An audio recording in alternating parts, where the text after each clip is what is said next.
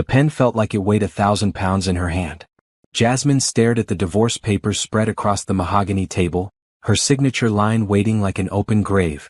3 years of marriage reduced to legal documents and property divisions. The irony wasn't lost on her that she was about to end her marriage in the same penthouse where it had begun, where Marcus had proposed on one knee with tears in his eyes, promising her the world.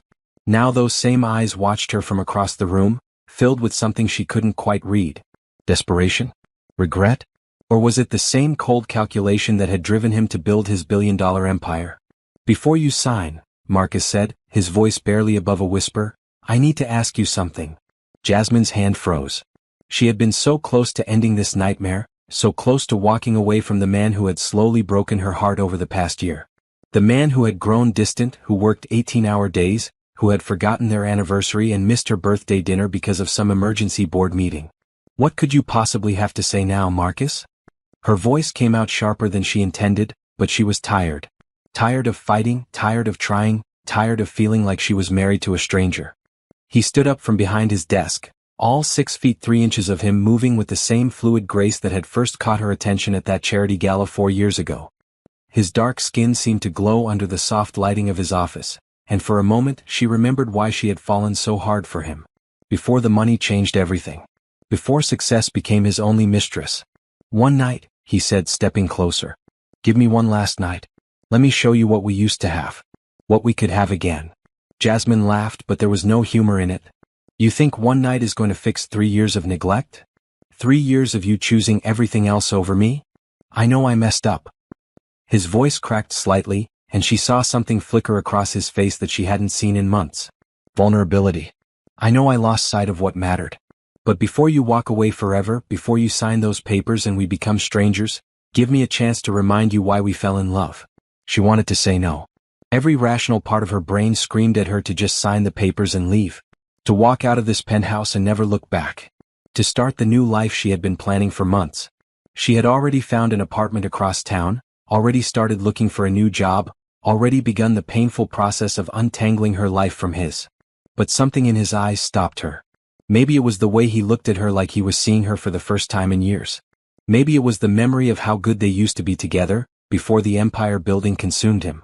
Or maybe it was the small, stubborn part of her heart that still loved him despite everything.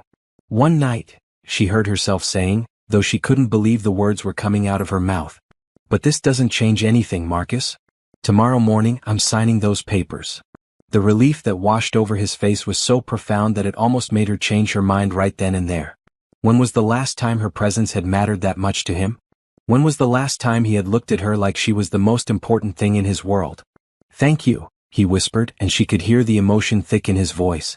I know I don't deserve this. I know I don't deserve you.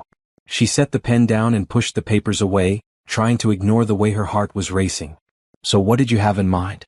Dinner at some fancy restaurant where you'll spend the whole time on your phone? A movie where you'll fall asleep because you've been working for 36 hours straight?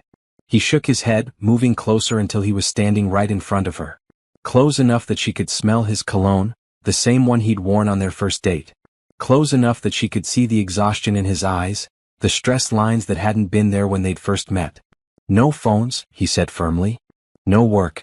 No interruptions. Just us. Like it used to be. She wanted to believe him. God, how she wanted to believe him. But he had made promises before. He had sworn that things would change, that he would make more time for them, that his work wouldn't always come first. And every time, she had watched him break those promises without even seeming to realize he was doing it. You said that before, she reminded him, hating how small her voice sounded. Remember our second anniversary? You promised me a whole weekend. Just us. No business calls, no meetings, no emergencies.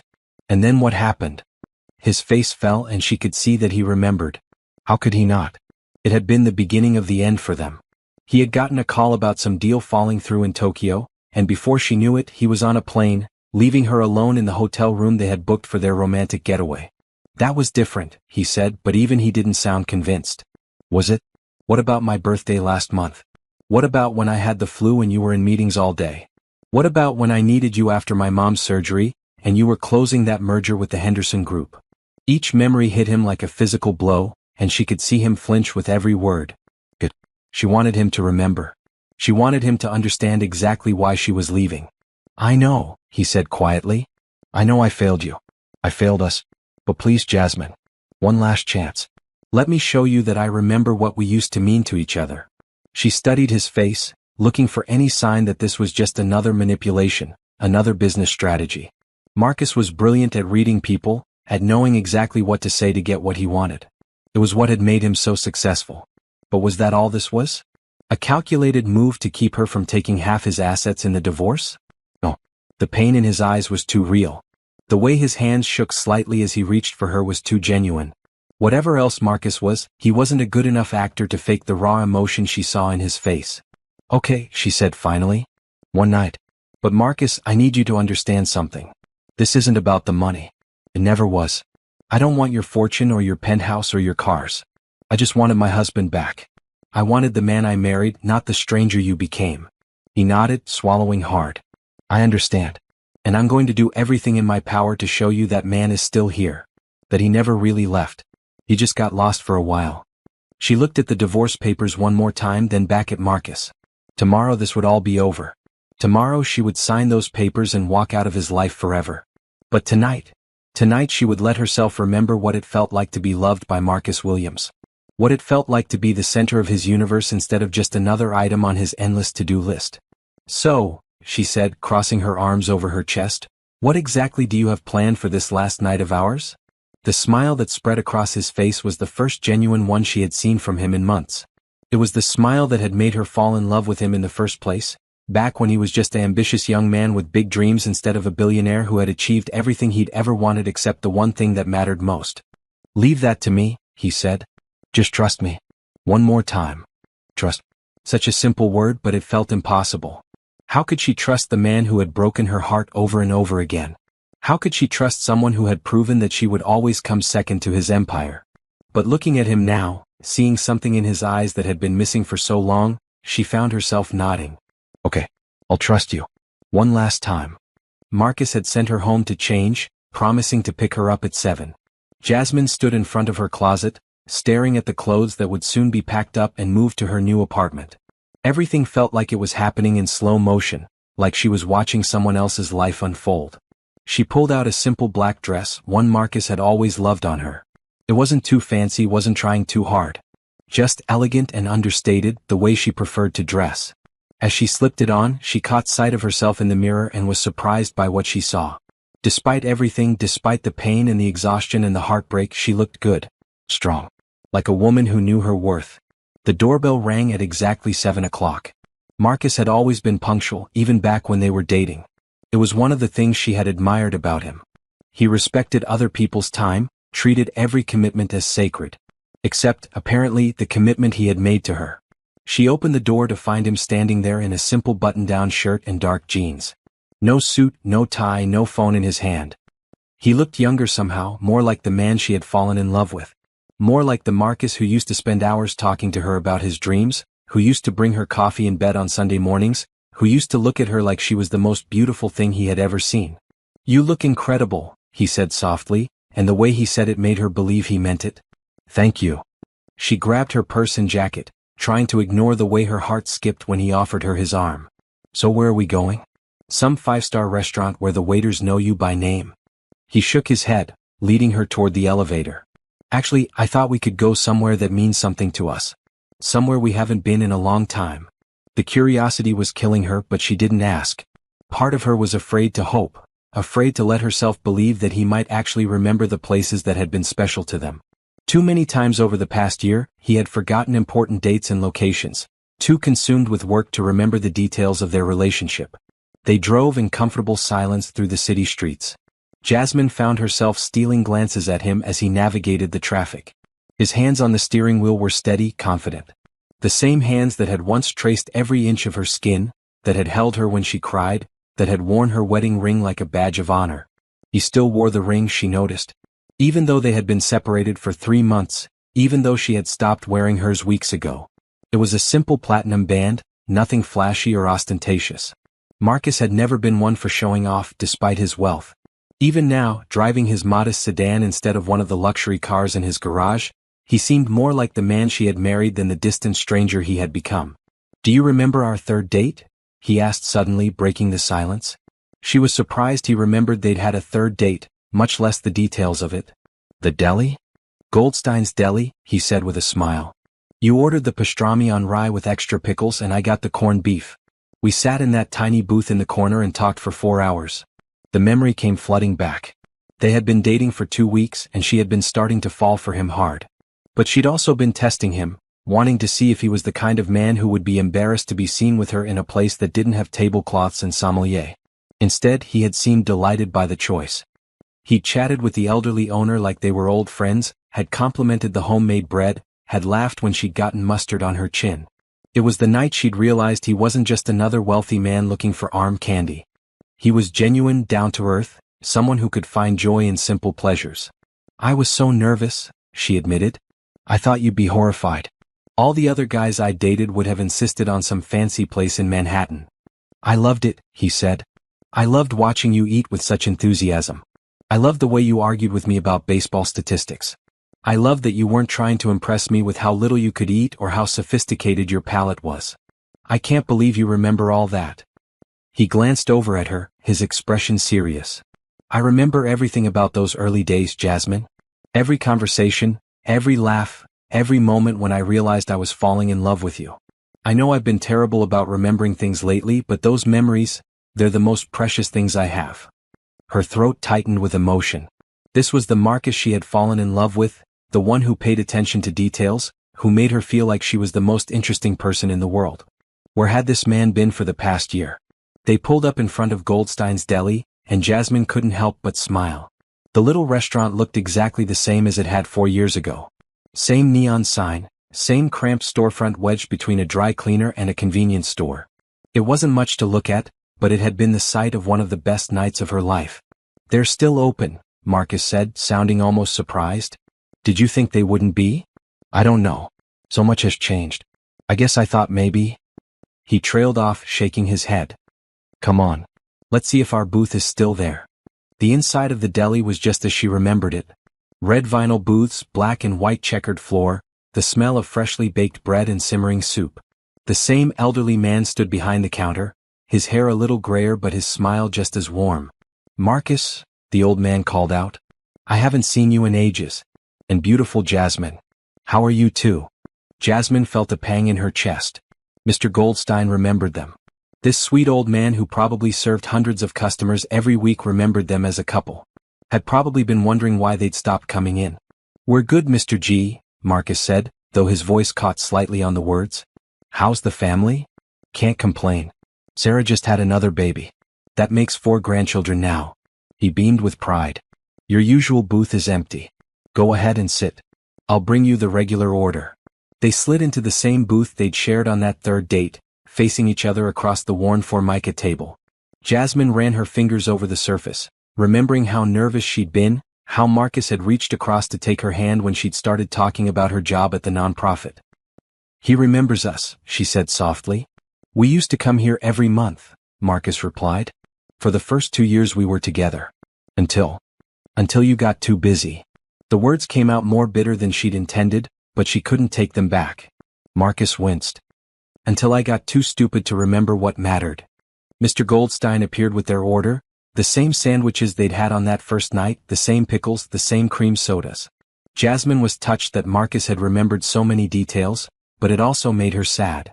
If he could remember a sandwich order from 4 years ago, why couldn't he remember their anniversary? Why couldn't he remember to call when he was going to be late for dinner? I know what you're thinking, Marcus said after they'd been eating in silence for a few minutes. Do you? You're wondering why I can remember this, but I forgot your birthday last month. She looked up at him, surprised by his perception. Actually, yeah. That's exactly what I'm thinking. He set down his sandwich and leaned back in the booth. I've been asking myself the same question. And I think it's because this was from before. Before the company got so big, before the pressure became so intense. Before I let success turn me into someone I don't even recognize. What happened to you, Marcus? She asked quietly. When did making money become more important than making memories? He was quiet for a long time, staring down at his hands.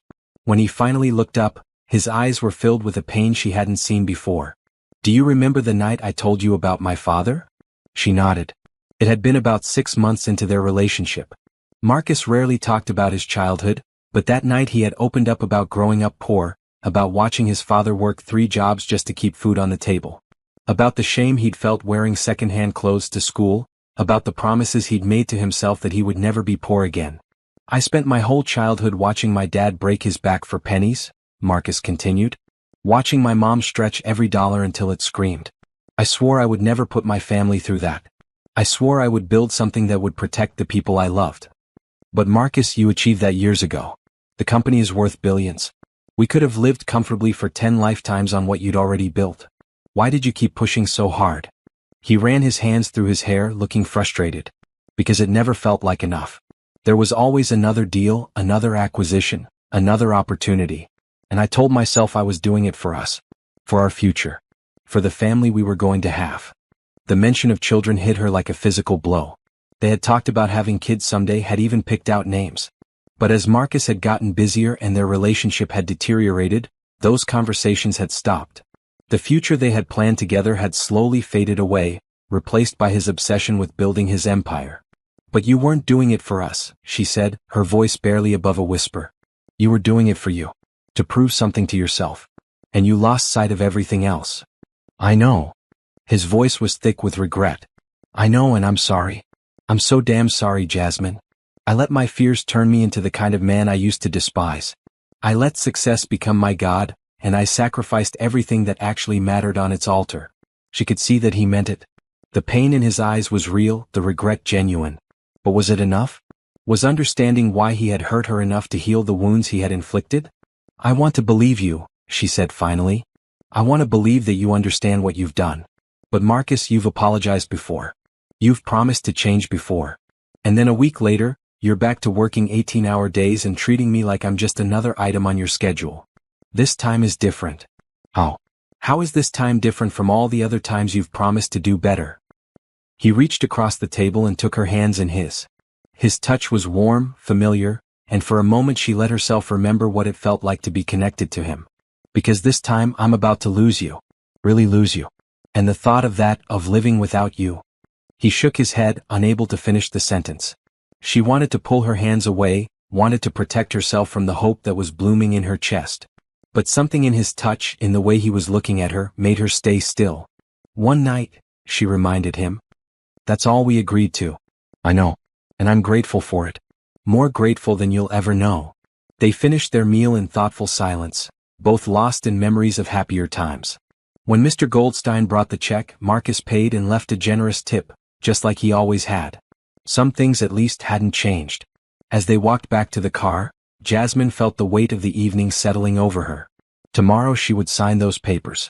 Tomorrow this would all be over. But tonight she was going to let herself remember what it felt like to be in love with Marcus Williams. "So what's next?" she asked as they got in the car.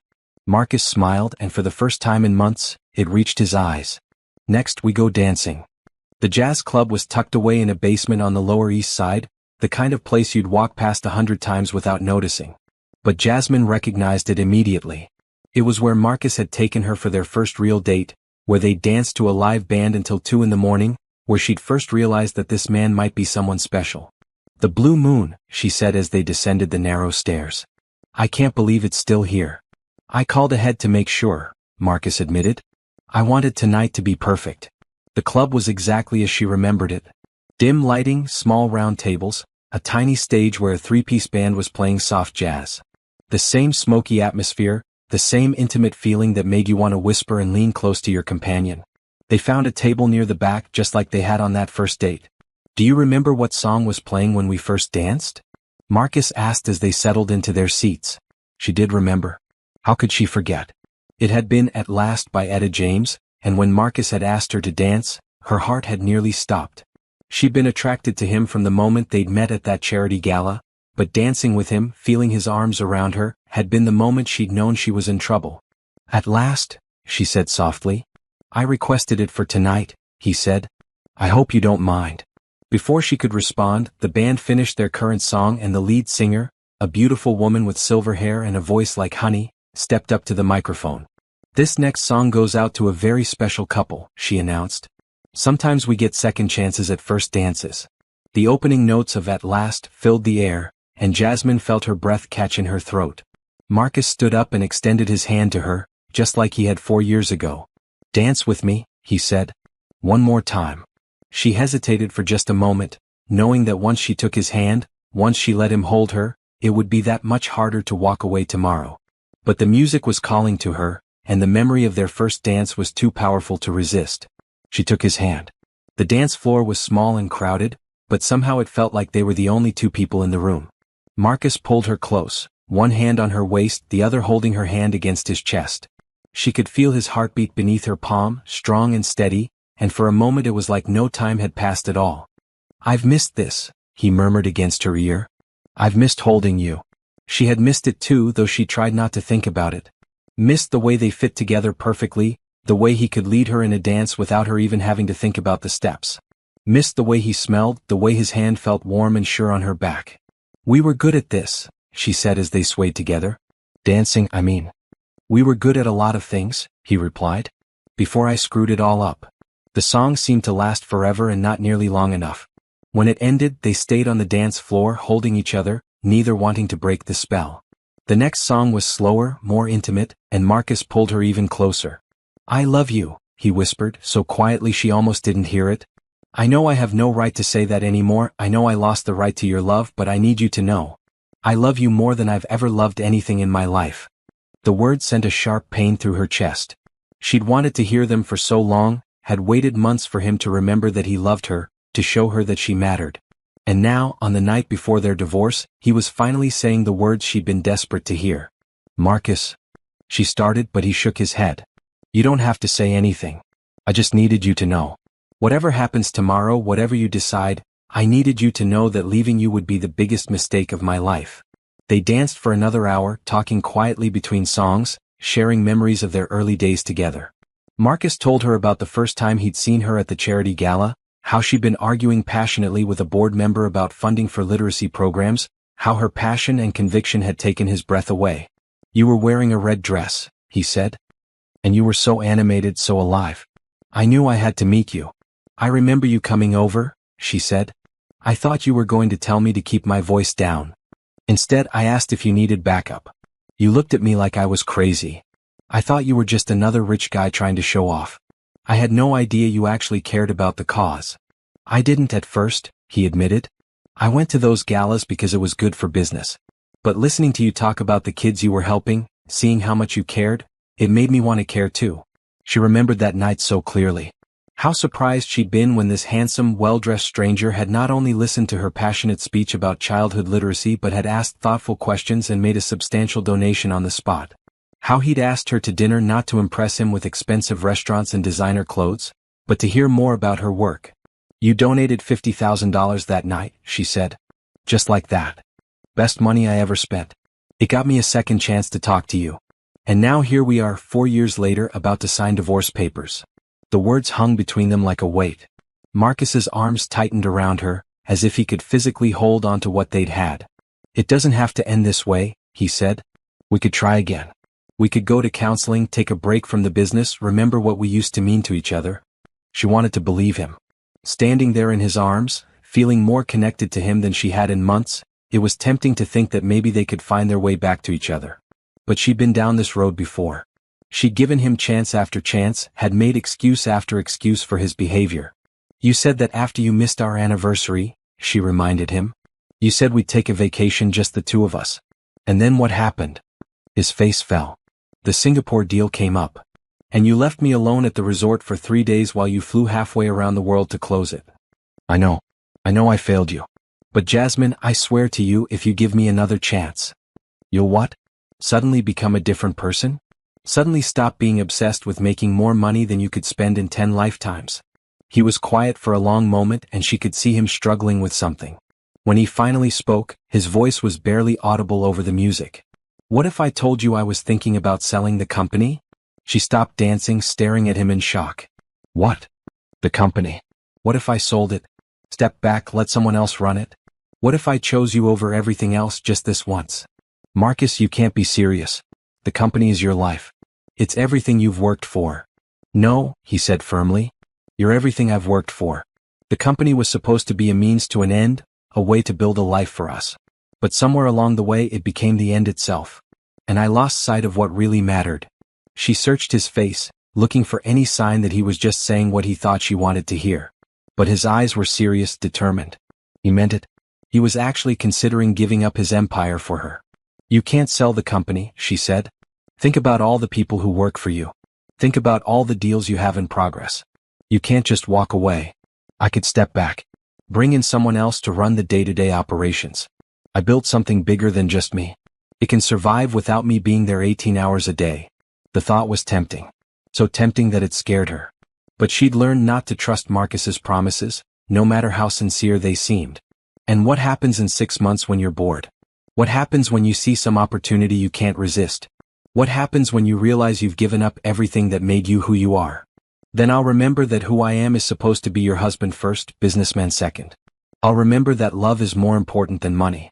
That you are more important than any deal I could ever make. The music ended and couples around them began to leave the dance floor. But Jasmine and Marcus stayed where they were, holding each other, both afraid to let go. I don't know if I can trust you, she said finally. I want to. God, I want to so badly. But you've broken my heart so many times, Marcus. I don't know if I can survive it again. Then don't trust me, he said. Trust us. Trust what we used to have. Trust that it's worth fighting for. She looked up at him, seeing the man she'd fallen in love with shining through the stranger he'd become. For the first time in months, she felt a flicker of hope. Maybe they could find their way back to each other. Maybe love really could conquer all. But then she remembered all the broken promises, all the missed dinners, all the nights she'd fallen asleep alone while he worked in his office. Could she really put herself through that again? I need time to think, she said. We have the rest of the night, he replied. Let me show you how much you mean to me. Let me prove that the man you married is still here. She wanted to say yes. Every part of her body was screaming at her to give him another chance, to let herself believe that this time could be different. But her mind, the rational part that had been protecting her for months, urged caution. One night, she said finally. That's what we agreed to. Let's see where it takes us. Marcus smiled, the first real smile she'd seen from him in ages. Then let's make it a night to remember. As they walked off the dance floor together, hand in hand, Jasmine tried to quiet the voice in her head that was warning her to be careful. Tomorrow she could go back to being practical, back to protecting herself. But tonight she was going to let herself feel. Tonight she was going to remember what it was like to be in love. They left the jazz club near midnight and walked through the quiet streets of the city. The night air was cool and crisp, perfect for walking hand in hand like they used to do in the early days of their relationship. Jasmine had almost forgotten how much she enjoyed these simple moments with Marcus, when they weren't rushing to get somewhere or distracted by phones and obligations. I have one more stop planned, Marcus said as they approached his car. But first, I want to show you something. He led her to a small park across the street, one she'd never noticed before despite passing this area dozens of times. It was tiny, wedged between two buildings with just a few benches and a small fountain. But it was peaceful, a little oasis in the busy city. I found this place about 6 months ago, Marcus said as they sat down on one of the benches. I was walking around after a particularly brutal meeting, trying to clear my head, and I stumbled across it. It's beautiful, Jasmine said, looking around at the carefully maintained flower beds and the way the streetlights created patterns through the tree branches. I can't believe I never knew it was here. I've been coming here a lot lately, Marcus continued, especially after we separated. When the penthouse felt too empty, when the office felt too suffocating, I'd come here and think about us. About what I'd lost. She turned to look at him, surprised by the admission. You've been thinking about us? Every day, he said simply. Every single day since you moved out. I kept telling myself I was too busy to miss you, that the company needed my full attention. But the truth is I was miserable. I am miserable. The success doesn't mean anything without you to share it with. His words were like a balm to her wounded heart. For months she'd wondered if he'd even noticed she was gone. He'd seemed so consumed with work that she'd started to believe she could disappear from his life completely and he wouldn't care. You have a funny way of showing it, she said, but without the bitterness that had colored her words earlier. You haven't called. You haven't texted. The only time I hear from you is through lawyers. Marcus ran his hands through his hair, a gesture she remembered from their early days together. He used to do that when he was nervous, when he was trying to find the right words. I wanted to call, he said. Every day I picked up the phone to call you. But what was I going to say? That I was sorry? You'd heard that before. That I would change? You'd heard that too. I knew words weren't enough anymore. I knew I had to prove myself with actions. And what actions were those? Working even longer hours? Taking on even more projects? No, he said quietly. I've been seeing a therapist. That stopped her cold. Marcus, who prided himself on being strong and self-reliant, who had never wanted to appear weak or vulnerable to anyone, had been seeing a therapist? You have. Twice a week for the past 2 months. Dr. Sarah Chin. She specializes in helping people who've let their careers consume their lives. He looked at her with something that might have been embarrassment. She says I have what she calls success addiction. That I've been using work as a drug to avoid dealing with deeper issues. Jasmine was speechless. She'd suggested therapy multiple times over the past year, but Marcus had always dismissed it. He'd said they could work out their problems on their own, that they didn't need some stranger analyzing their relationship. What changed? She asked. What made you finally agree to get help? You did, he said simply. The day you moved out, when you looked at me and said you felt like you were married to a ghost. That's when I realized I'd lost myself completely. I didn't even recognize the man I'd become. She remembered that day vividly.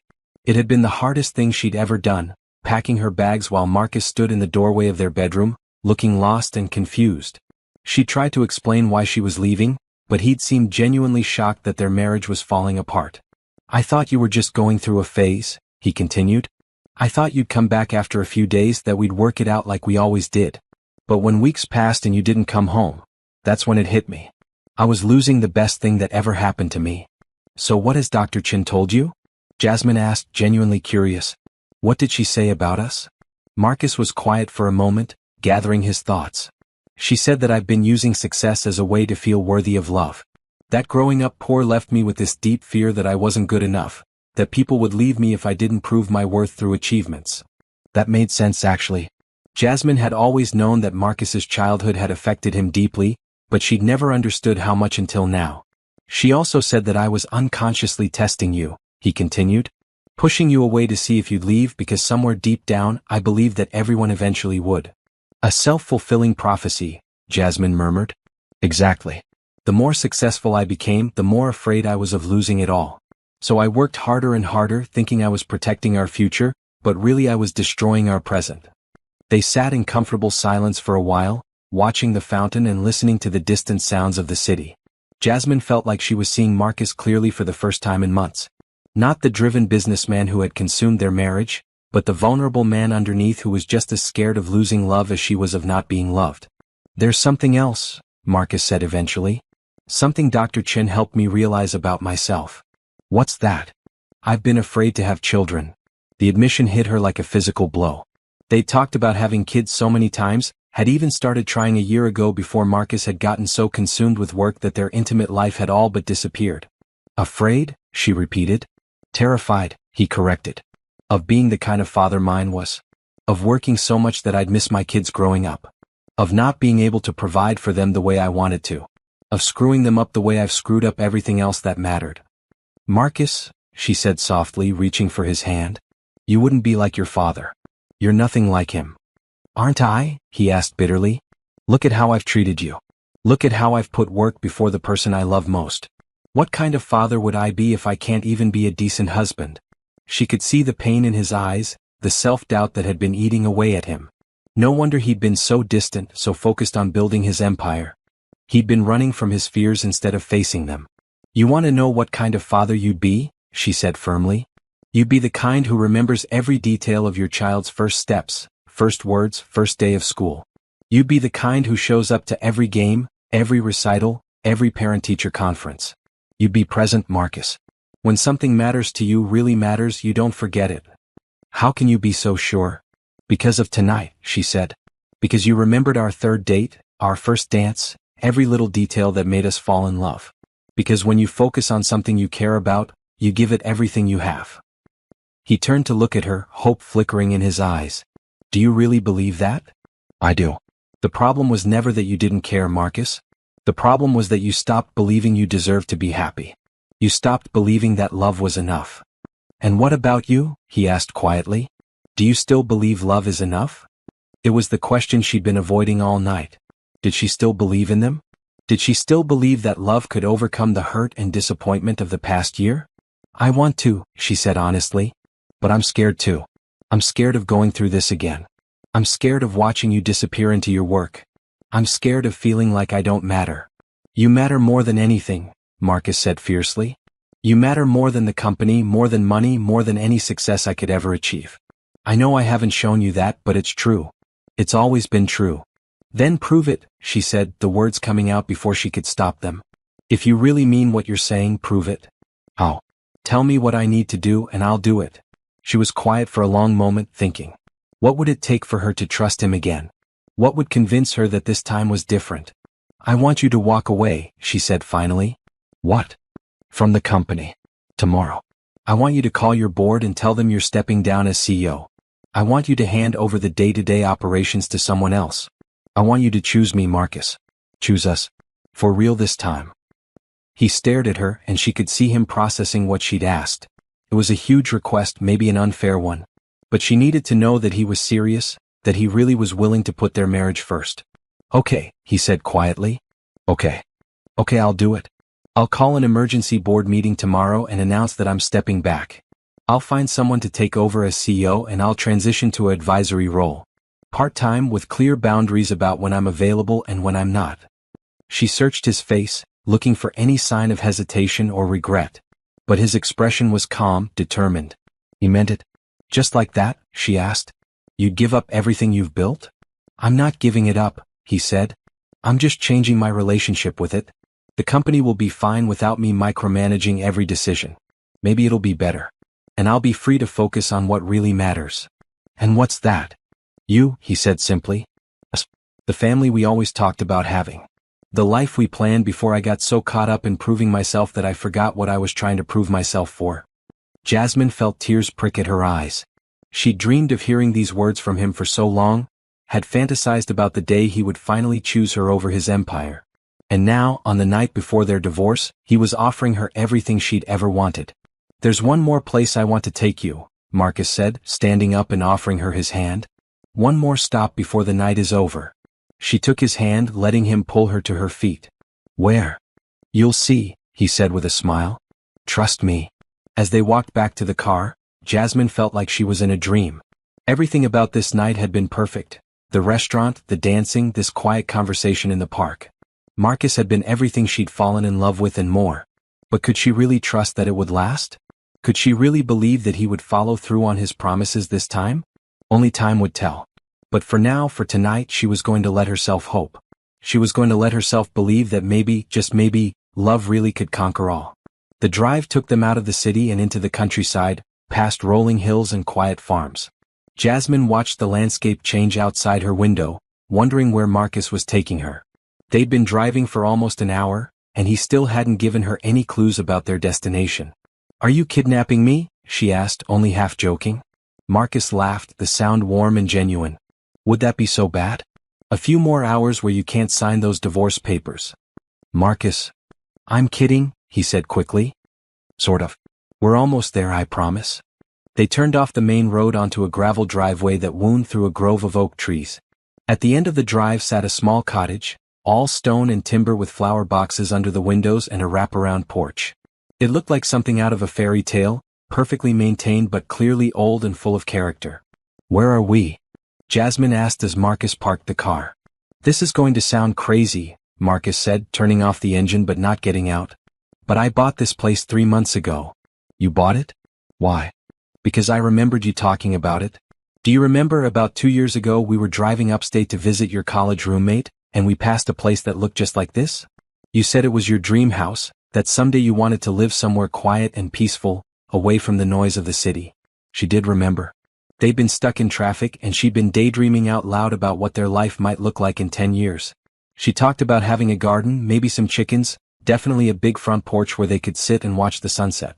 It had been a silly fantasy, the kind of thing you say when you're comfortable and happy and thinking about the future. You remembered that? I remembered everything you said that day. About wanting space to breathe, about raising kids somewhere they could run around and be free. About having time to actually enjoy life instead of just surviving it. She stared at the cottage, hardly believing what she was seeing. You bought this for me?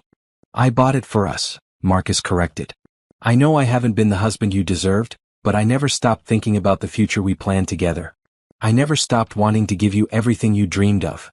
They got out of the car and walked up the stone path to the front door. Marcus pulled out a key and unlocked it, gesturing for her to go first.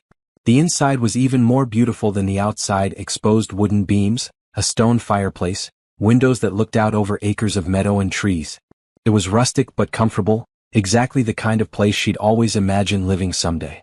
"Marcus, this is incredible," she breathed, walking through the living room and into the kitchen. Everything had been recently renovated but with respect for the original character of the house. "How did you find it?" "I hired a real estate agent to look for places that matched your description," he said, following her through the rooms. "It took her 2 months to find this one. The previous owners were an elderly couple who'd lived here for 40 years. They took really good care of it." She opened the back door and stepped out onto a deck that overlooked a vegetable garden and a small pond. In the distance she could see a red barn and what looked like a chicken coop. It was like he'd reached into her dreams and made them real. "There are 5 acres, Marcus said, joining her on the deck. "Room for a garden, for kids to play, for whatever you want. The barn is structurally sound but needs some work. I thought maybe we could renovate it together, turn it into a workshop or a studio." "You thought of everything," she said, and there were tears in her voice now. "But Marcus, why are you showing me this now? Tomorrow I'm signing divorce papers. Tomorrow this all ends. Because I want you to know that I never stopped dreaming about our future together," he said. "Even when I was working 20-hour days, even when I was missing dinners and anniversaries, part of me was still planning for this. For us." She turned to face him, and she could see her own emotions reflected in his eyes. Love, hope, fear, desperation, it was all there, laid bare. "It's beautiful," she said. "It's everything I ever wanted. But Marcus, a house doesn't fix what's broken between us. A house doesn't erase the past year." "I know that," he said. "But maybe it could be a fresh start. Maybe we could leave the city, leave all the temptations and distractions behind. Maybe we could remember what it was like to just be Marcus and Jasmine, not the CEO and his wife." The idea was appealing, so appealing that it scared her. She could picture their life here: quiet mornings on the porch, afternoons working in the garden, evenings by the fireplace. She could imagine children running through the meadow, laughter filling the rooms that now sat empty. It was everything she'd ever wanted. But wanting something and trusting that it would happen were two different things. "What about your work?" she asked. "Even if you step back from the CEO role, you'll still have responsibilities. You'll still need to be in the city sometimes." "It's only an hour and a half drive," Marcus said. "I could go in a few days a week, work from home the rest of the time. And honestly, Jasmine, I'm tired. I'm tired of the pressure, the constant stress, the feeling like I can never do enough or be enough. I want to slow down. I want to remember what it feels like to be human." She walked over to the porch railing and leaned against it, looking out over the property. It really was perfect. Too perfect, maybe? Like something that was too good to be true. "Can I ask you something?" she said without turning around. "Anything. If I hadn't moved out, if I hadn't asked for a divorce, would you still have bought this place? Would you still be talking about stepping back from work?" The question hung in the air between them. She could feel Marcus thinking, wrestling with the honesty she was asking for. "I don't know," he said finally. "I want to say yes, but I don't know. Maybe it took the thought of losing you to wake me up. Maybe I needed to hit rock bottom before I could see clearly again." At least he was being honest. She appreciated that, even if the answer wasn't what she'd hoped to hear. "I've been angry at you for so long," she said quietly. "Angry and hurt and disappointed. But standing here, seeing this place, hearing everything you've said tonight, I'm not angry anymore. I'm just sad. Sad. Sad that it took us getting to this point for you to remember what mattered. Sad that we wasted so much time. Sad that I have to choose between protecting myself and believing in us." Marcus came up behind her, not touching her but close enough that she could feel his presence. "You don't have to choose tonight," he said. "Take the time you need. I'll wait. What if I sign those papers tomorrow? What if I decide I can't take the risk? Then I'll respect your decision," he said, though she could hear the pain in his voice. "I'll step back from the company anyway because you were right. I need to remember who I am outside of work. And I'll keep this place because it reminds me of what I should have been fighting for all along." She turned around to face him, studying his expression in the moonlight.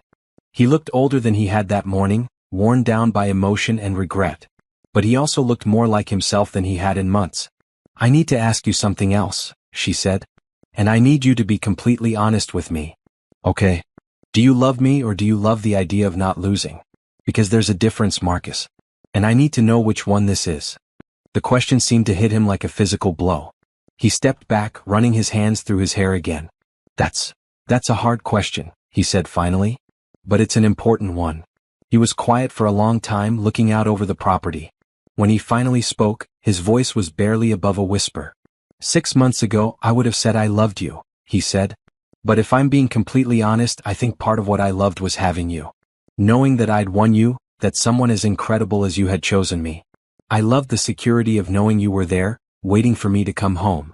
The admission stung, but she appreciated his honesty. And now, she asked. Now I realize that love isn't about having someone, he said, looking directly at her. It's about seeing them, really seeing them, and wanting their happiness even more than your own. It's about putting their needs first, not because you have to, but because their joy is your joy. And do you see me, Marcus? Really see me? I see a woman who gave her heart to a man who didn't deserve it, he said. I see someone who tried to save a marriage while her husband was too blind to realize it was drowning. I see strength and grace and a capacity for love that humbles me. And what do you want from me? What would make me happy? I want you to feel loved every single day, he said without hesitation. I want you to feel seen and heard and valued. I want you to have the family you've always dreamed of, the quiet life you've always wanted. I want you to wake up every morning knowing that you're the most important thing in someone's world. And if that someone isn't you? If I decide I can't trust you with my heart again? The pain that flashed across his face was unmistakable, but his voice was steady when he answered. Then I want you to find someone who will give you all of that and more. Someone who won't make the mistakes I made. Someone who will appreciate what a gift it is to be loved by you. She felt tears spilling down her cheeks now. This was the Marcus she'd fallen in love with, the man who could put her happiness above his own ego. He was still in there, underneath all the success and pressure and fear. I don't want someone else, she whispered. I never did. I just wanted you to want me as much as I wanted you. I do, he said fiercely. I want you more than anything I've ever wanted in my life. More than success, more than money, more than any empire I could build. You are everything to me, Jasmine. You always have been. I just forgot how to show it. She looked at him standing there in the moonlight, pouring his heart out to her, and felt something shift inside her chest. The wall she'd built around her heart, the one that had been protecting her from more pain, began to crack. I'm scared, she admitted. So am I, he said. Terrified. But I'd rather be scared with you than successful without you. She stepped closer to him, close enough to touch.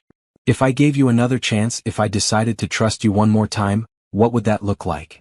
What would be different? Everything, he said immediately. I'd step back from the company like I promised. We'd move here, start fresh. I'd go to therapy, we'd go to therapy together. I'd prove to you every single day that you're my priority. And when things get hard, when old habits start to creep back in, then you call me on it, he said. You hold me accountable. You don't let me slide back into old patterns. We fight for this together. She reached up and touched his face, feeling the stubble beneath her palm. He leaned into her touch like a man dying of thirst who'd finally found water. I love you, she said quietly. Despite everything, despite all the hurt and disappointment, I still love you. I never stopped. I love you too, he replied, covering her hand with his. I love you so much it scares me. The thought of losing you has been killing me. You're not going to lose me, she said, making the decision even as the words left her lips. But Marcus, this is your last chance.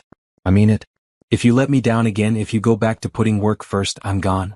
And I won't come back. Relief flooded his face, followed quickly by determination. I won't let you down, he promised. I swear to you I won't let you down. She stood on her tiptoes and kissed him then, soft and sweet and full of promise. It tasted like new beginnings and second chances, like all the love they'd almost lost and all the love they still had to give. When they broke apart, both of them were crying. So what happens now? She asked. Now we go home, Marcus said. And tomorrow, instead of signing divorce papers, we start planning our new life together. They drove back to the city in comfortable silence, hands intertwined across the center console. Jasmine kept stealing glances at Marcus, still hardly believing that this night had happened. That he had remembered so many details about their early relationship, that he had bought the cottage of her dreams, that he was willing to step back from his company for her. Most of all, she couldn't believe that she had decided to trust him again. It went against every self-protective instinct she'd developed over the past year. But something about tonight had felt different. The man sitting beside her was the Marcus she'd fallen in love with, not the distant stranger he'd become. I have a confession to make, Marcus said as they pulled into the parking garage of their building. What's that? I never actually scheduled the meeting with the lawyers for tomorrow. I canceled it 3 days ago. She turned to stare at him. You canceled it? But the papers are still sitting on my desk and signed. I know you were planning to sign them, but I couldn't bring myself to make it official. I kept hoping something would change. Marcus Williams, you manipulative, she started, but she was smiling as she said it. I know, but I had to try. I couldn't let you go without a fight. They rode the elevator up to the penthouse in comfortable silence. It felt strange walking into their old home together after 3 months of separation. Strange but right somehow. Like she was finally coming back to where she belonged. The penthouse looked exactly the same as when she'd left it, but somehow it felt different. Maybe because Marcus felt different. Maybe because she felt different. I should probably call my lawyer in the morning, she said as they stood in the foyer, suddenly awkward with each other.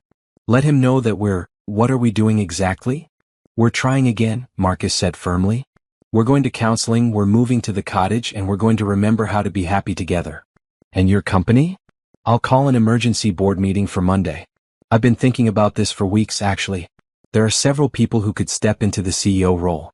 The company will be fine. She studied his face, looking for any sign of regret or second guessing. But he seemed calm, resolved. Like he'd already made peace with the decision. You're really going to do it, she said. You're really going to walk away. I'm not walking away, he corrected. I'm shifting priorities. The company will always be important to me. It's my legacy, something I built from nothing.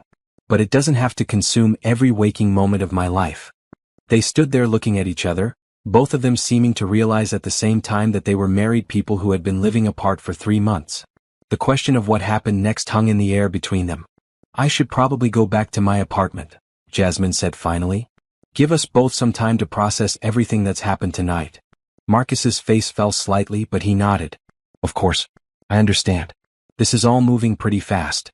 It's not that I don't want to stay, she said quickly. It's just, we have a lot to figure out. Practical things like where we're going to live while we're transitioning, what we're going to do about my apartment lease, how we're going to make this work. You're right, Marcus said. We should take this one step at a time. But neither of them moved toward the door.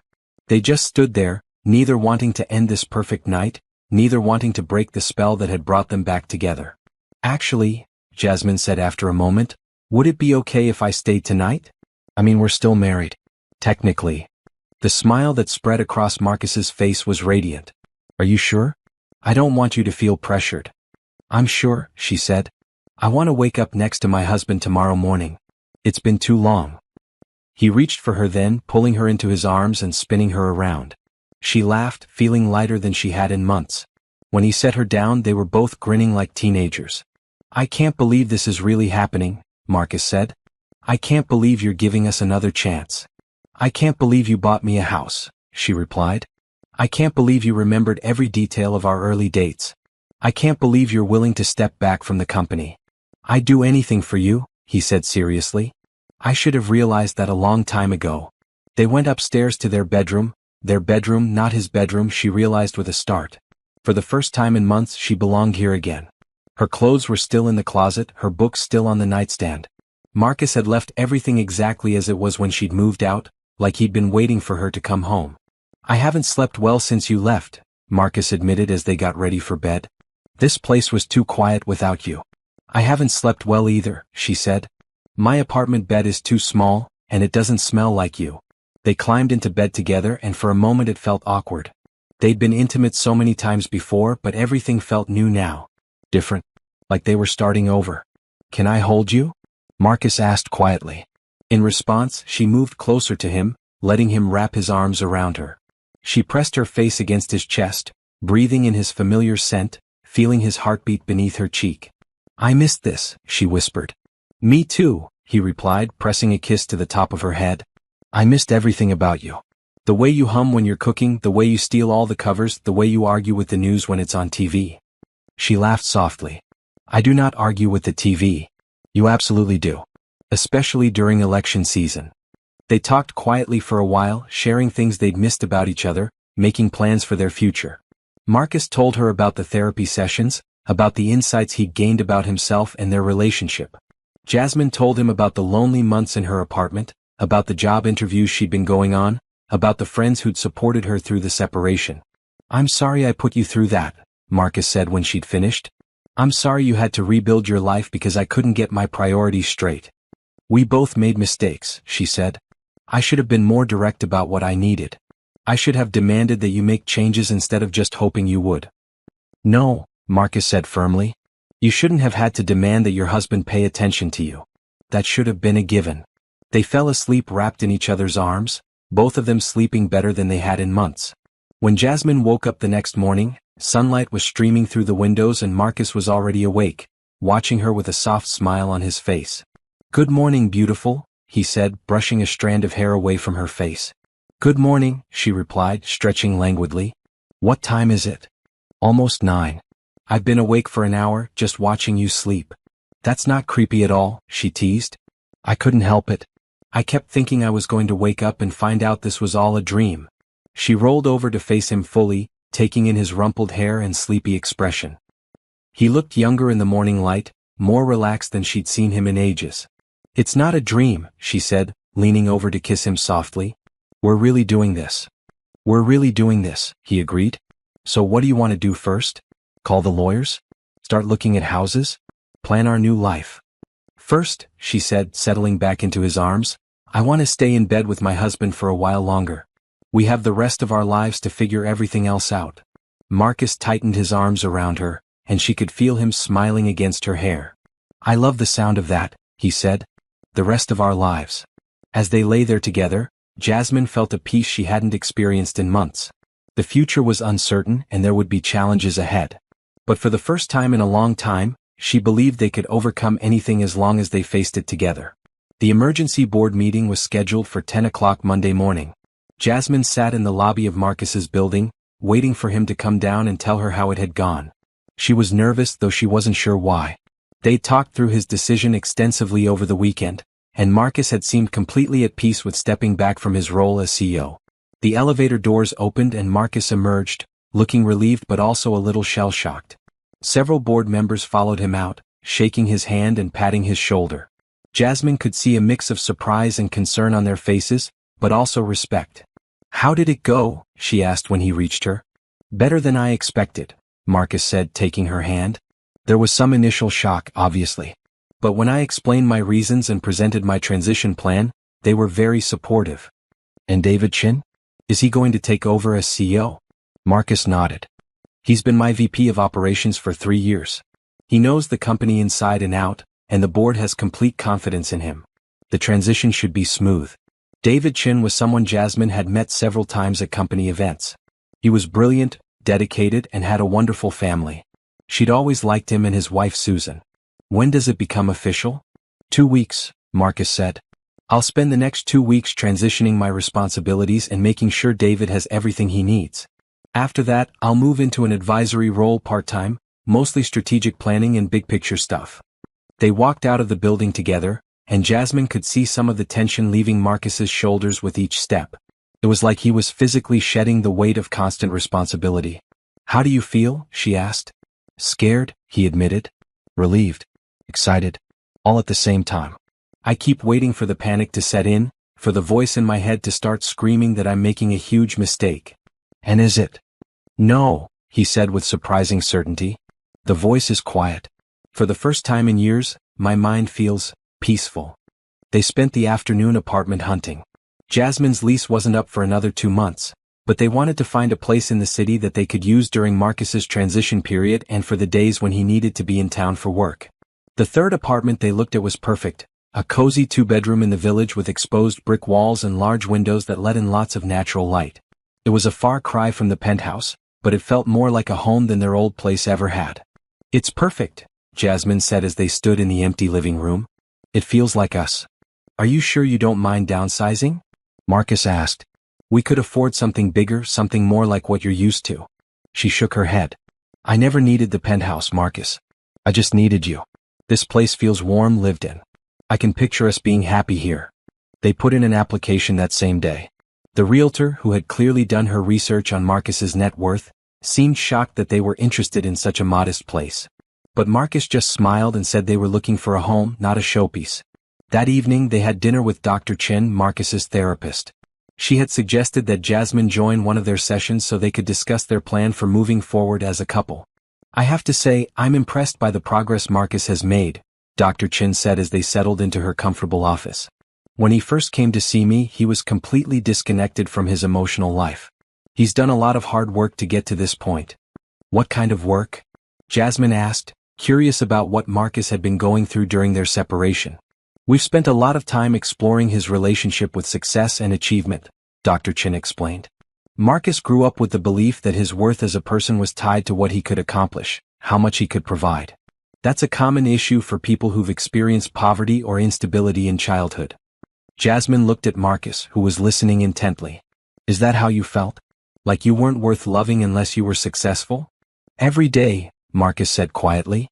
"Even after we got married, even after you showed me over and over that you loved me for who I was, not what I had.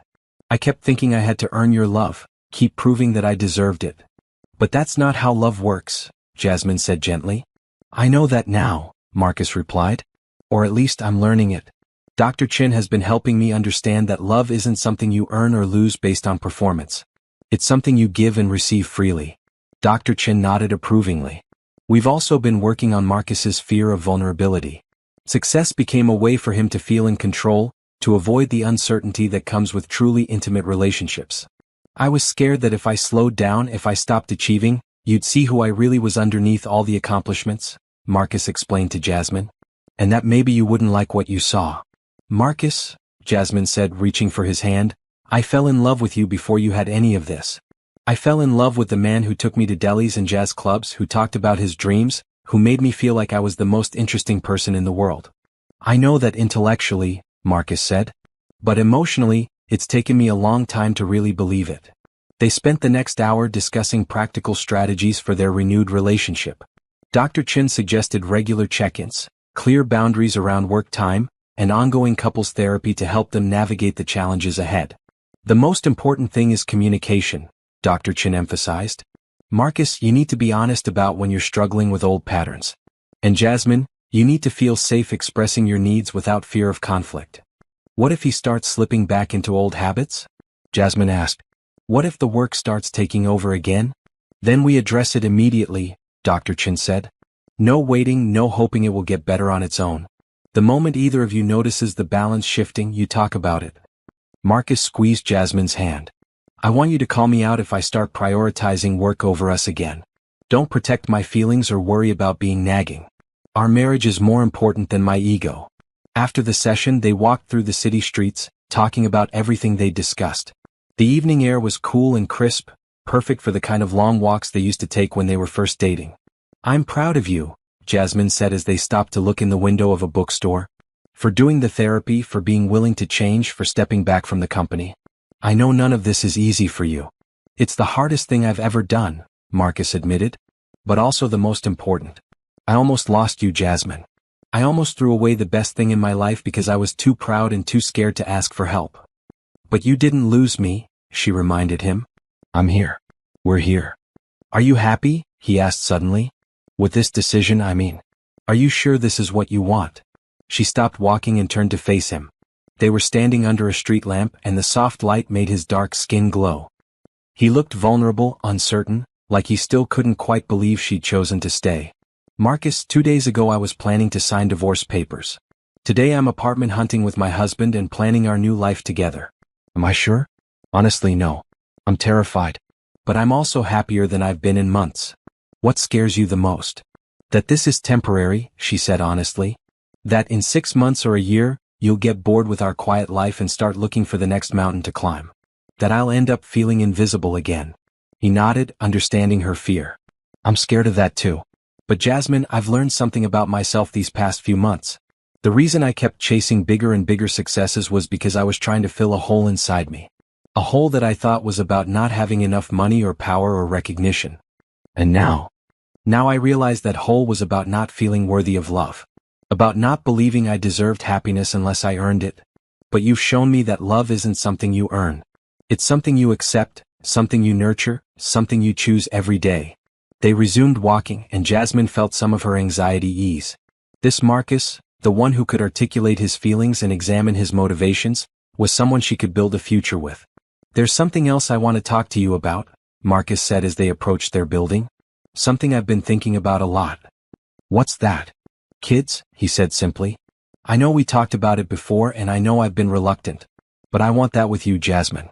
I want to have a family with you." Her heart skipped a beat. They'd stopped trying to conceive about 8 months ago, when Marcus had become so consumed with work that their physical relationship had all but disappeared. She'd assumed that dream was dead. "Are you sure?" she asked. "Kids are a huge responsibility. They need attention, time, presence. All the things you've struggled with. Which is exactly why I needed to get my priorities straight first," Marcus said. "I needed to prove to myself that I could be present for you before I could even think about being present for children." "And you think you're ready now?" "I think I'm getting there," he said. "I know I'm not perfect and I know I'll make mistakes. But I want to try. I want to give you the family you've always wanted." Jasmine felt tears prick at her eyes. She'd been afraid to even hope for this, afraid to bring up the subject of children when their marriage was so fragile. "I want that too," she whispered. "I've wanted it for so long." "Then let's make it happen," Marcus said, pulling her into his arms right there on the sidewalk. "Let's move to the cottage, let's build the life we always talked about, and let's start the family we've been dreaming of." As they stood there holding each other, Jasmine felt a happiness so complete it almost overwhelmed her. 2 days ago she'd been preparing to end her marriage. Now she was planning a future that included everything she'd ever wanted. But as they rode the elevator up to the penthouse, a small voice in the back of her mind whispered a warning. Marcus was saying all the right things, making all the right promises. But would he follow through? Would he really be able to change so completely? Only time would tell. But for tonight she was going to choose hope over fear. She was going to choose love over self-protection. She was going to choose the life they could build together over the safety of being alone. 3 weeks later they were living in the cottage. The transition had been smoother than either of them had expected. Marcus had officially stepped down as CEO, though he still went into the city twice a week for meetings and strategic planning sessions. Jasmine had quit her job at the nonprofit, planning to take some time to figure out what she wanted to do next. The cottage was everything she dreamed it would be. They'd spent their first week there painting walls, arranging furniture, and planting a vegetable garden. Marcus had thrown himself into the home improvement projects with the same intensity he'd once reserved for business deals, but somehow it felt different. Healthier. Like he was channeling his drive into building something beautiful rather than just accumulating more success. "I think we should get chickens," Jasmine said one morning as they sat on the front porch with their coffee, watching the sunrise paint the sky pink and gold. "Chickens?" Marcus laughed. "Do you know anything about taking care of chickens? How hard can it be? There are books, YouTube videos. I bet the neighbors could help us." The neighbors were an elderly couple named Frank and Marie who had lived down the road for 30 years. They'd brought over a casserole their second day in the cottage and had been dropping by regularly ever since, offering advice about everything from the best place to buy hay to which local contractors were trustworthy. "If you want chickens, we'll get chickens," Marcus said, wrapping his arm around her. "I never thought I'd say this, but I'm actually looking forward to learning about chicken care." "Really? The great Marcus Williams wants to learn about poultry?" "The great Marcus Williams wants to learn about everything that makes his wife happy," he corrected. "Besides, there's something appealing about a completely different kind of problem solving. No board meetings, no hostile takeovers, just figuring out how to keep some birds healthy and productive." Jasmine leaned into his embrace, marveling at how different he seemed out here. In the city, Marcus had always been slightly tense, slightly on edge, like he was constantly waiting for the next crisis to manage. Here he was relaxed, present, fully engaged with whatever they were doing. "I have news," she said, setting down her coffee cup. "Good news or bad news?" "That depends on how you look at it," she said, suddenly nervous about his reaction. "I'm pregnant." Marcus went completely still beside her. For a moment she wondered if he'd even heard her. Then he turned to look at her, his eyes wide with shock and something that might have been panic. "Pregnant?" he repeated. 8 weeks, she confirmed. "I found out yesterday when I went to Dr. Peterson for my annual checkup. I wanted to be sure before I told you." Marcus stared at her for what felt like an eternity. Then, slowly, a smile spread across his face. Not the polite, controlled smile she'd grown used to seeing from him, but a genuine, unguarded expression of pure joy. "We're having a baby," he said, like he was testing out how the words sounded. "We're having a baby," she confirmed. "Oh my God, Jasmine, we're having a baby." He jumped up from his chair and swept her into his arms, spinning her around just like he had the night they'd decided to try again. I can't believe it. I mean, I know we've been trying, but I can't believe it actually happened. Are you happy? She asked when he set her down, searching his face for any sign of the fear he'd expressed about becoming a father. Happy doesn't even begin to cover it, he said, his hands moving to rest on her still flat stomach. I'm terrified and excited and grateful and completely overwhelmed. But mostly God, I'm so happy I can barely breathe. Relief flooded through her. She'd been worried about how he'd react, whether the reality of impending parenthood would send him spiraling back into his old patterns of anxiety and overwork.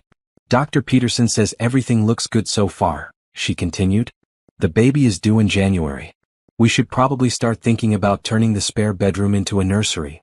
January, Marcus repeated, like he was trying to make the timeline real in his mind. That gives us about 7 months to get ready. To get ready for the biggest change of our lives, Jasmine added. Marcus sat back down and pulled her onto his lap, his arms wrapping around her protectively. Are you scared? He asked. Absolutely terrified, she admitted. But also so excited I can hardly stand it. We're going to be parents, Marcus. We're going to have a little person who depends on us for everything. I promise you, Marcus said, his voice serious and determined. I promise you that I will be the father this child deserves. I will be present, I will be engaged, I will not let work come between me and my family. I believe you, she said, and was surprised to realize she meant it. The Marcus who had stepped away from his empire to focus on their marriage was capable of making that promise and keeping it.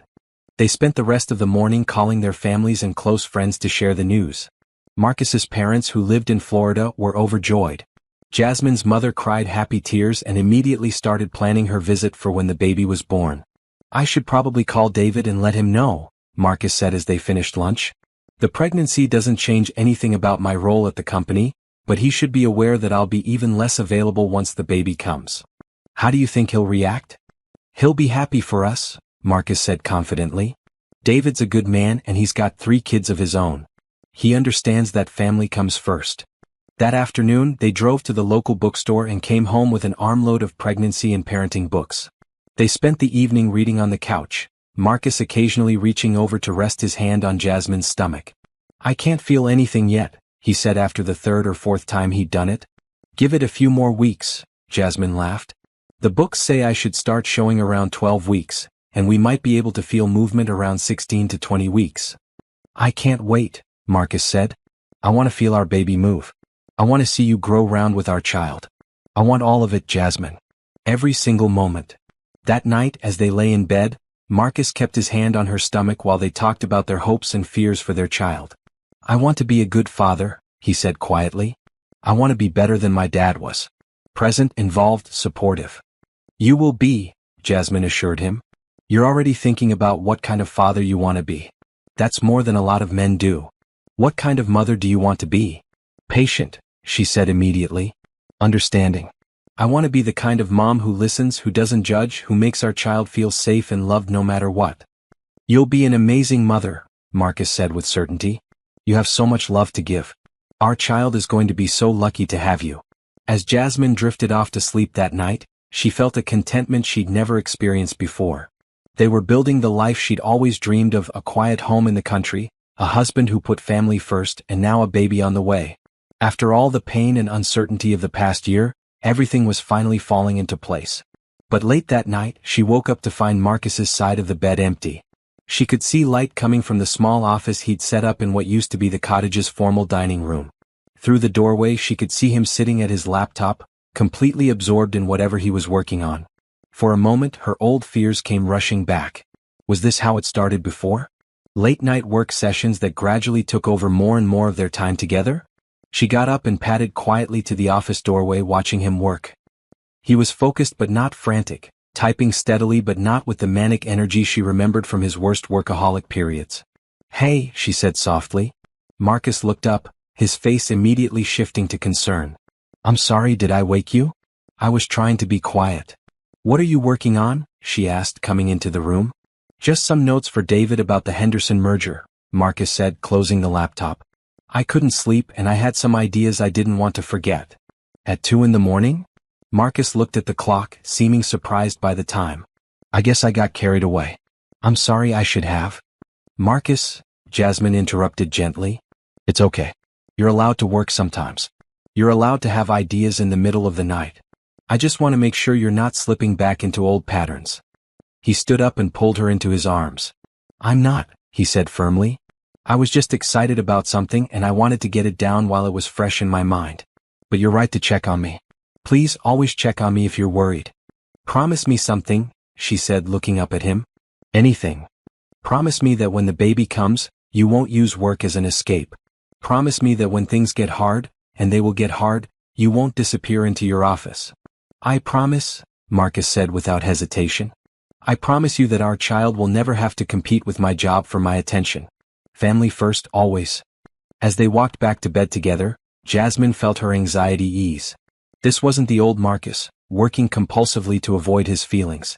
This was the new Marcus, someone who could pursue his interests without losing himself in them.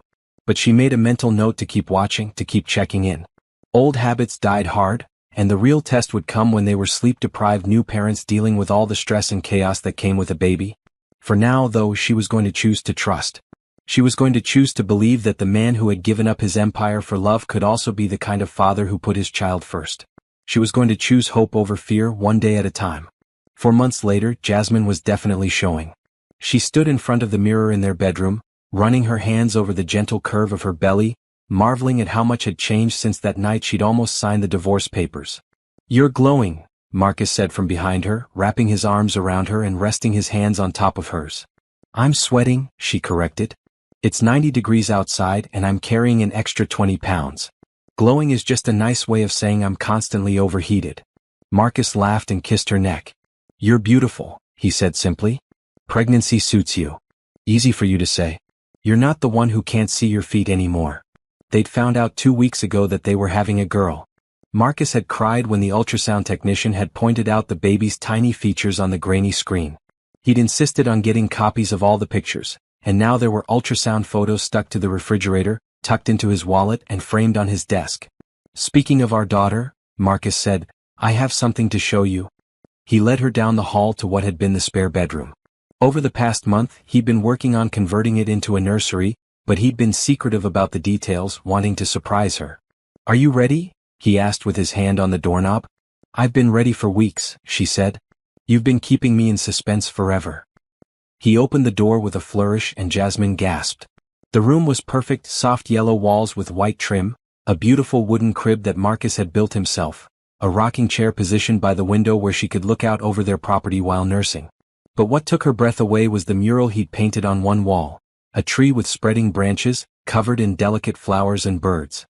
Marcus, did you paint this yourself? I watched a lot of YouTube videos, he said, looking pleased with her reaction. I wanted her to have something special, something made just for her.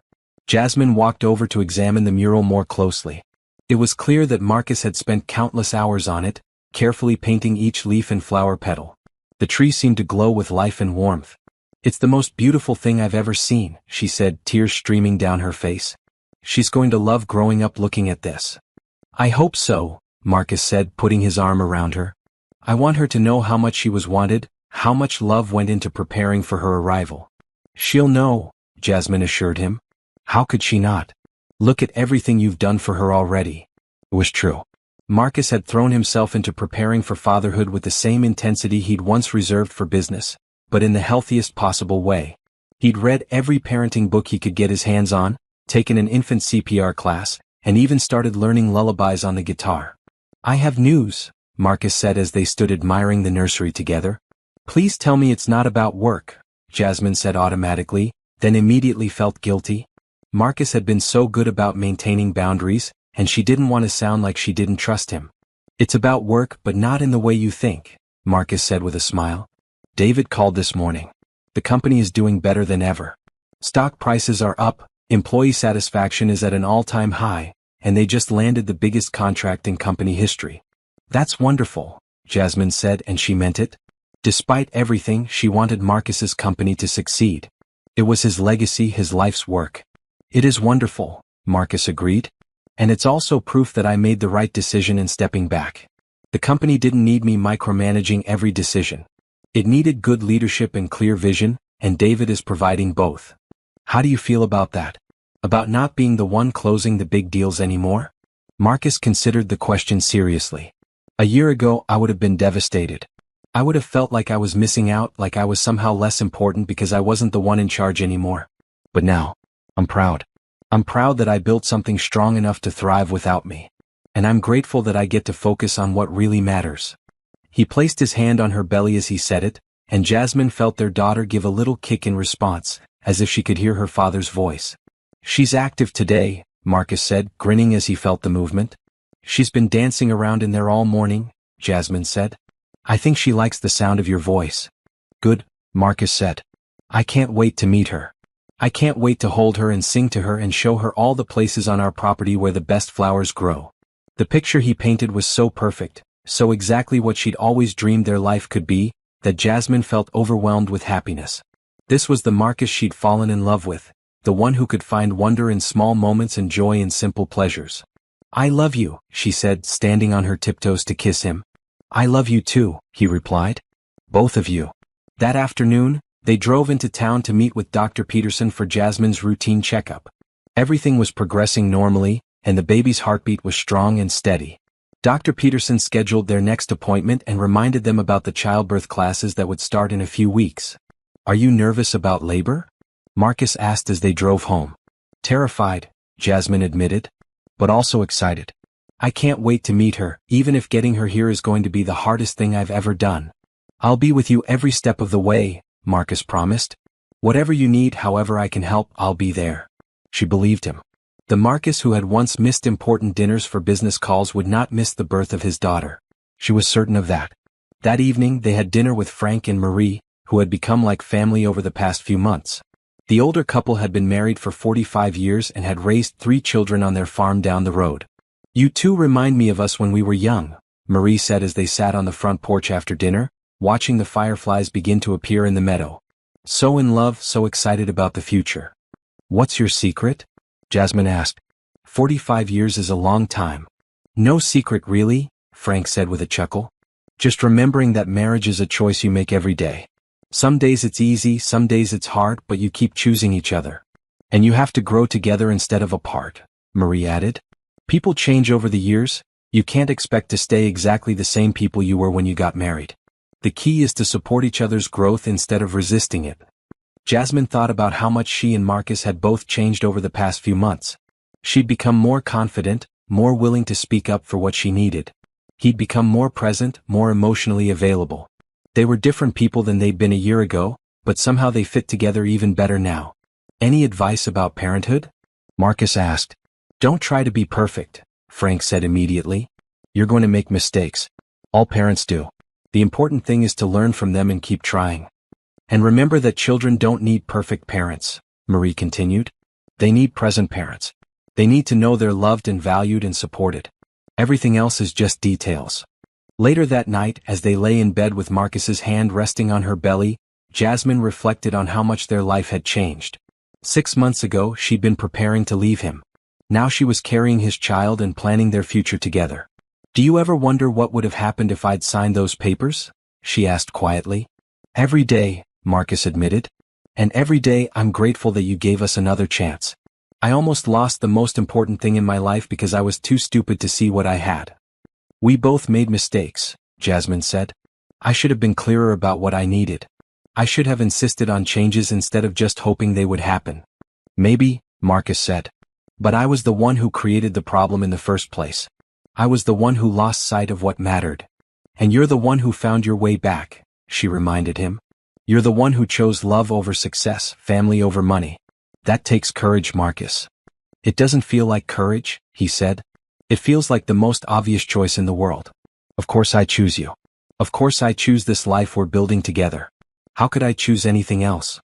As Jasmine drifted off to sleep, she felt a deep sense of gratitude for the journey that had brought them to this moment. The pain of their separation had been terrible, but it had also been necessary. It had forced them both to examine what they really wanted, what they were willing to fight for. Now they were stronger than ever, united in their commitment to each other and their growing family. Whatever challenges lay ahead, sleepless nights with a newborn, the inevitable stresses of parenthood, the ongoing work of maintaining a strong marriage, she knew they could face them together. Their daughter kicked again, a gentle reminder of the new life they'd created together.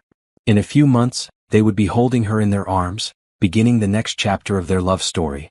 And Jasmine couldn't wait to see what that chapter would bring. The contractions started on a cold January morning, just as the first snow of the season began to fall.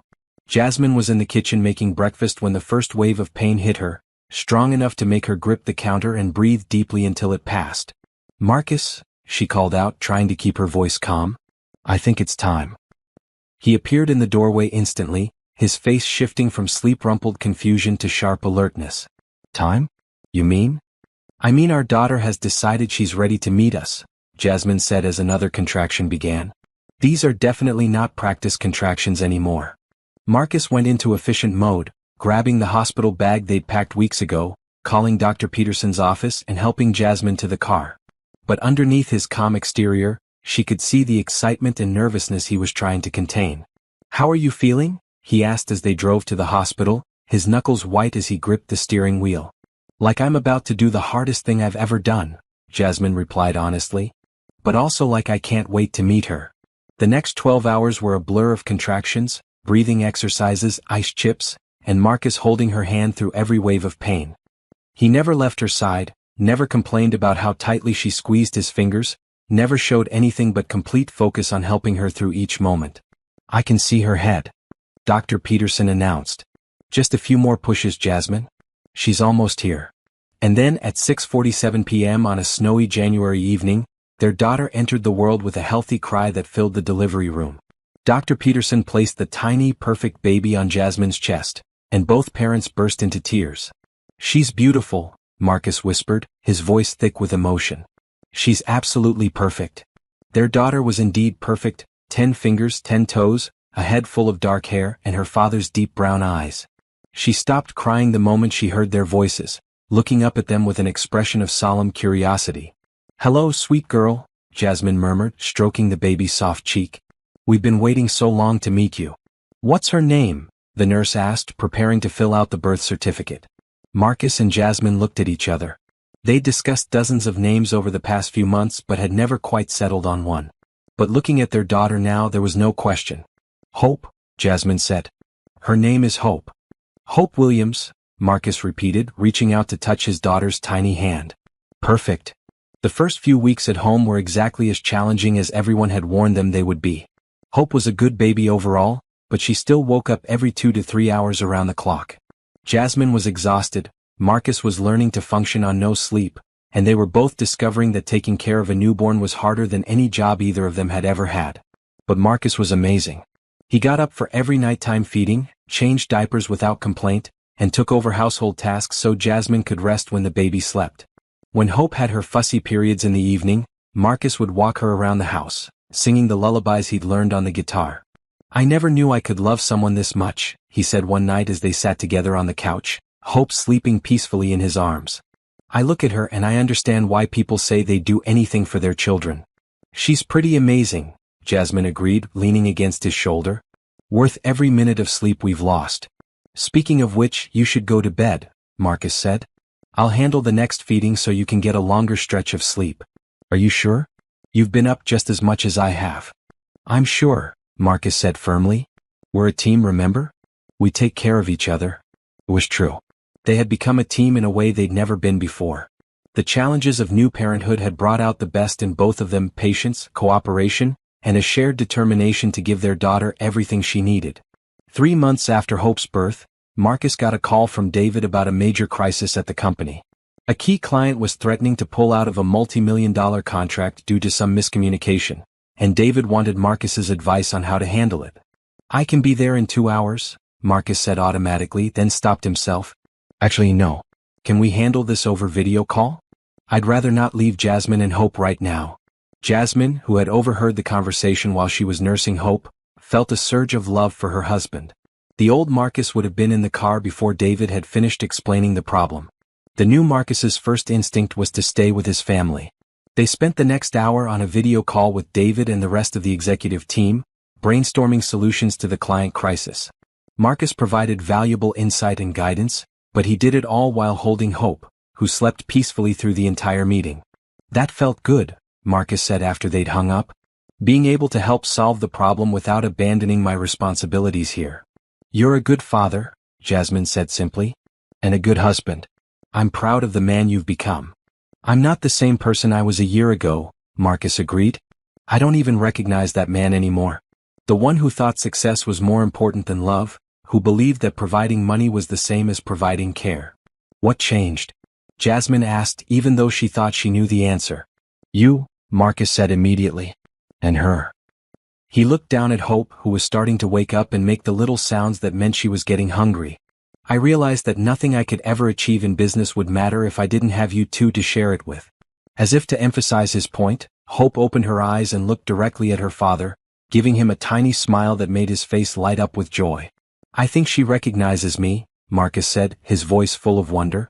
Of course she does, Jasmine said. You're her daddy. You're the one who sings to her and walks with her and changes her diapers. You're the one who chose to be present for every moment of her life. And I always will be, Marcus said firmly. She'll never have to wonder if she matters to me. She'll never have to compete with anything for my attention. That evening, as they sat on the front porch watching the sunset, Hope sleeping in her carrier between them, Jasmine reflected on how far they'd come. A year ago she'd been planning to divorce the man she loved because she felt invisible in her own marriage. Now they were raising a daughter together, building the life they'd always dreamed of. Do you ever regret it? She asked Marcus. Stepping back from the company, moving out here, choosing this quieter life? Marcus was quiet for a moment, considering her question seriously. You know what I regret? He said finally. I regret that it took me so long to realize what really mattered. I regret all the time we lost, all the moments I missed because I was too focused on building an empire instead of building a life. But do you regret the choice itself? Are you happy with the life we have now? Jasmine, Marcus said, turning to look at her with complete sincerity, this is the happiest I've ever been in my life. Waking up next to you every morning, watching our daughter grow and change every day, being present for all the little moments that make up a life together, this is everything I ever wanted, I just didn't know it. Even when she's crying at 3 a.m. and we're both exhausted? Especially then, Marcus said with a laugh. Because even in those moments we're doing it together. We're partners, we're a family, we're exactly where we're supposed to be.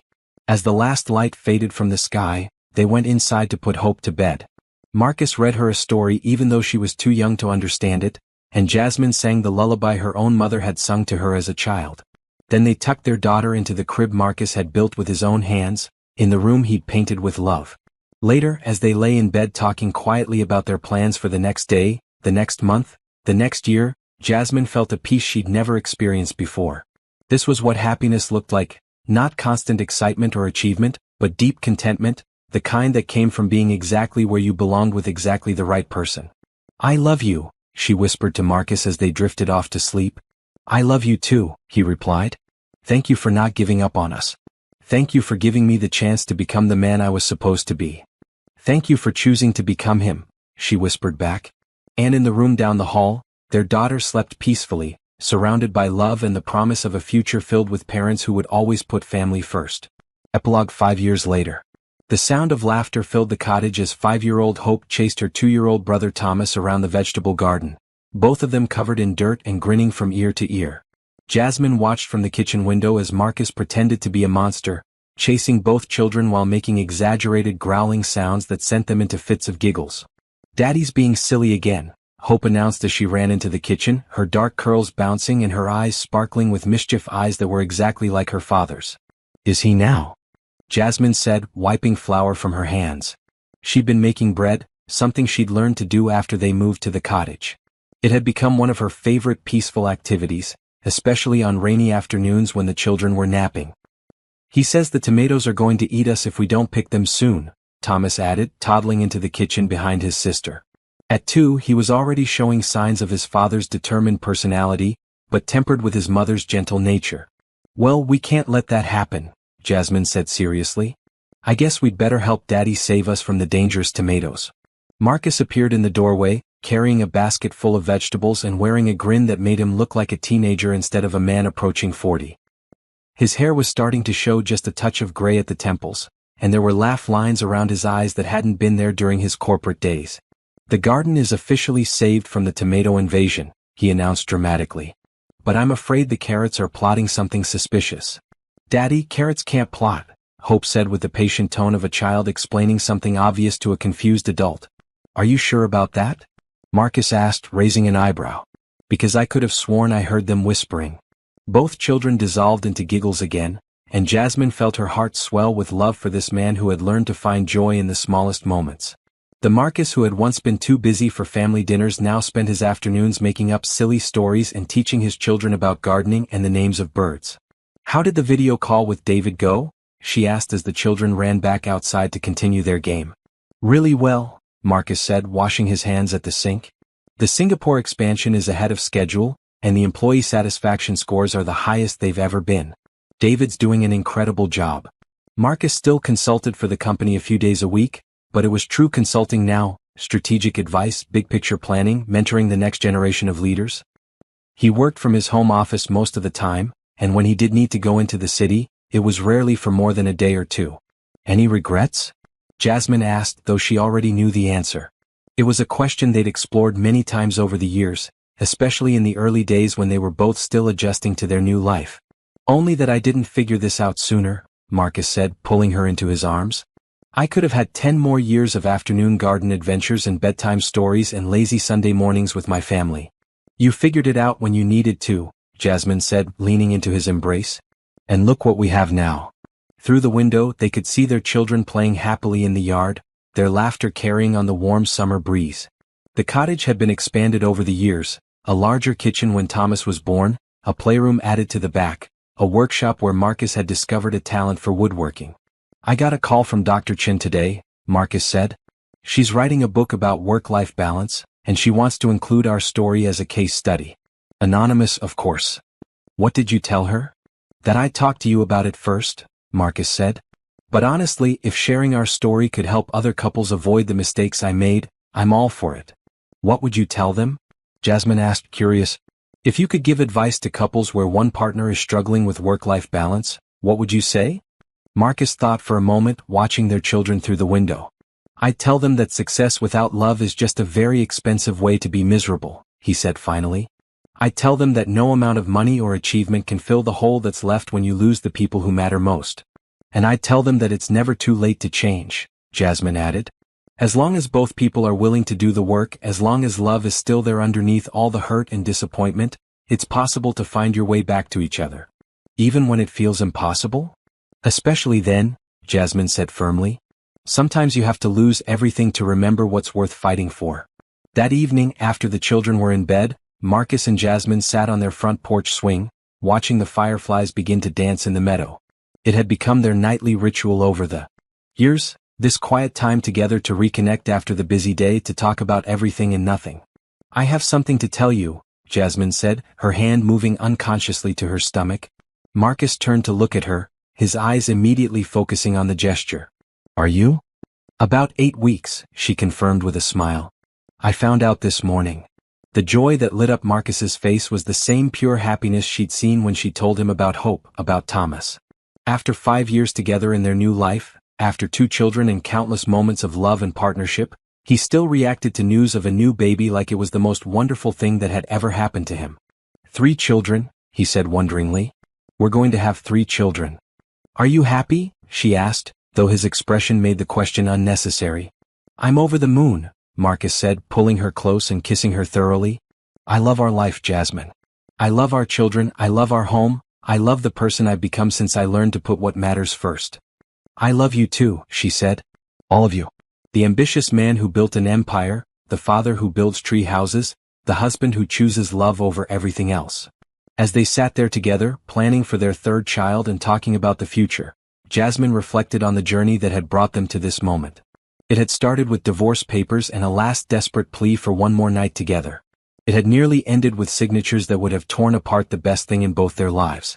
But instead, it had led them here, to a porch swing in the country, to children laughing in the yard, to a love that had been tested and proven stronger than any challenge they could face.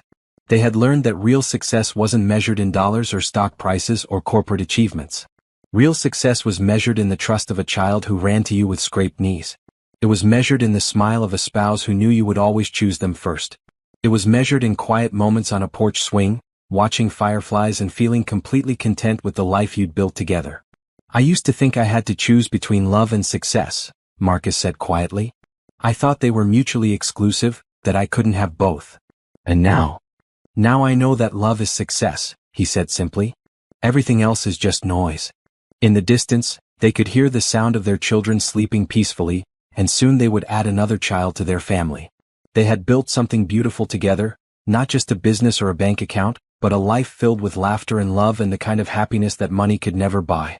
And as they sat there together under the stars, planning for the future and grateful for the present, both Marcus and Jasmine knew that they had found what they'd been searching for all along. Not perfect love, there was no such thing, but real love. The kind that survived mistakes and grew stronger through challenges. The kind that chose to stay and fight and build something lasting together. The kind of love that was worth everything they'd been through to find it.